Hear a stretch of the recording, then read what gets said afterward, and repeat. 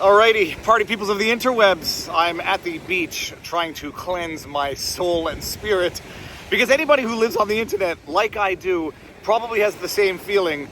Mom and dad are fighting right now. There is very public, very heated, very vitriolic disagreement among people on the right, among MAGA, among conservatives, among the GOP, as relates to this generation's iteration of war in the Middle East, what's going on in Iran and Israel. And it's an amazing thing. There is tribalism to some extent, or others might just call it disagreement, which is healthy because it means that there is not ideological uniformity among a political group, which is much healthier than the cult-like ideological uniformity that you might see on other sides of the political spectrum. But the reality is, this is not a clear-cut debate. Nobody wants to see war, period. Or let me rephrase that. No rational, peace-loving person wants to see war. No good person wants to see war, but good people might believe you need to see war when war is absolutely inevitable. And therein lies the gray zone where everyone is going to look at one screen and see two different films. Hey, is war inevitable now?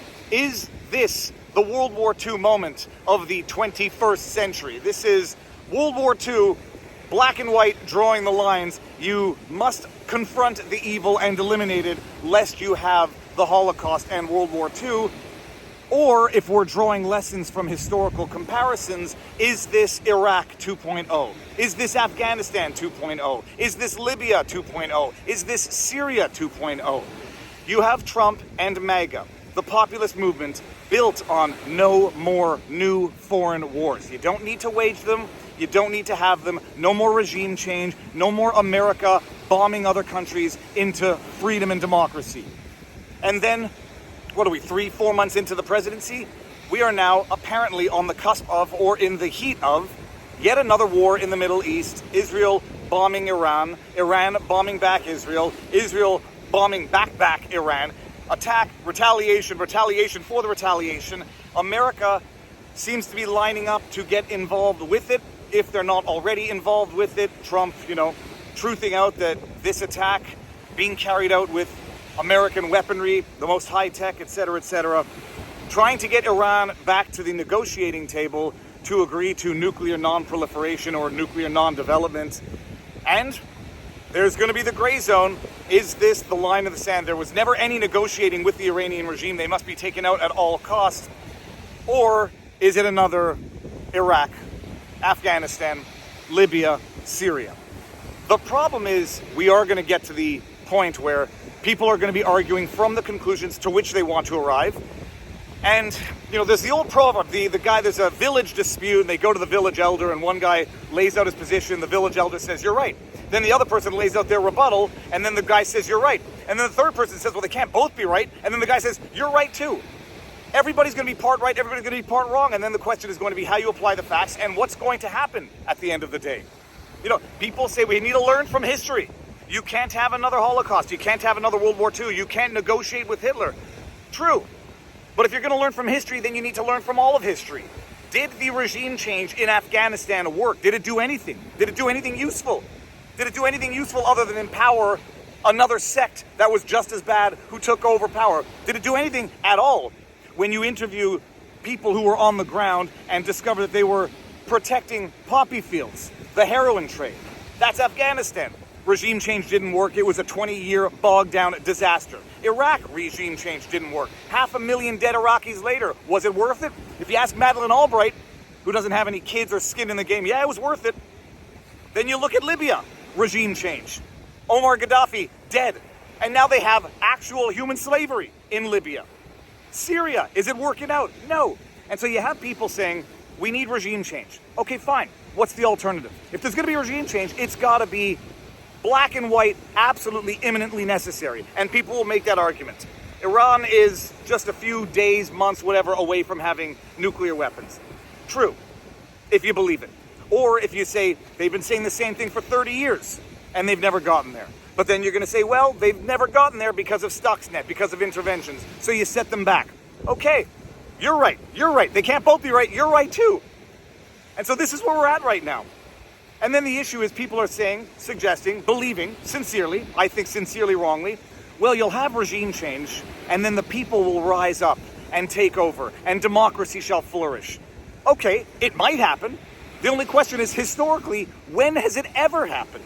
And if we go with the four most recent regime change arguments that made the same underlying premise to support the intervention, it didn't happen in Afghanistan, it didn't happen in Iraq, it didn't happen in Libya, it didn't happen in Syria, so maybe the fifth time is a charm and it'll happen in Iran, or maybe, more likely, all that will happen, and this might be very well what some people want and they won't cry about it if it happens, you'll bomb Iran back another 30 years, those who can rise up from the ash will, and if they can overturn the regime, all the better, but if they can't, at the very least the regime and its arms nuclear program will be set back 3 decades. It'll be set back to the Dark Ages, they'll start from scratch, and the world will be temporarily safer if it doesn't descend into World War III.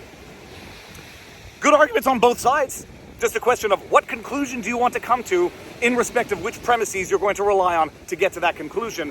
One thing that's not fun, seeing the fighting among people that you like, people who hitherto had gotten along and agreed with each other, but alas, politics is what it is. At some point in time, everyone gets to their litmus test issue. If you're not with me on this, then you're against me. And it seems that we've gotten to that.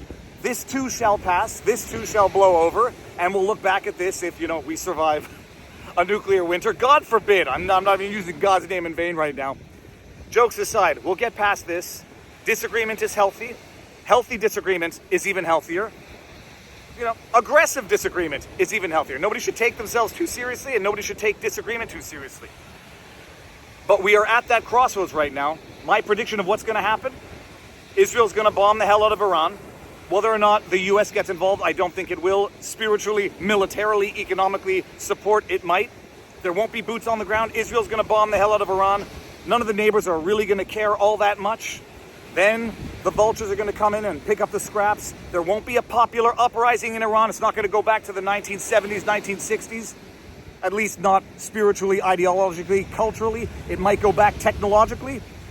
And then whoever takes over, whether or not it comes from the neighbors, whether or not there's going to be not a balkanizing, but rather a vulturizing of what is left of Iran or the regime, whoever takes over might be better, might be worse.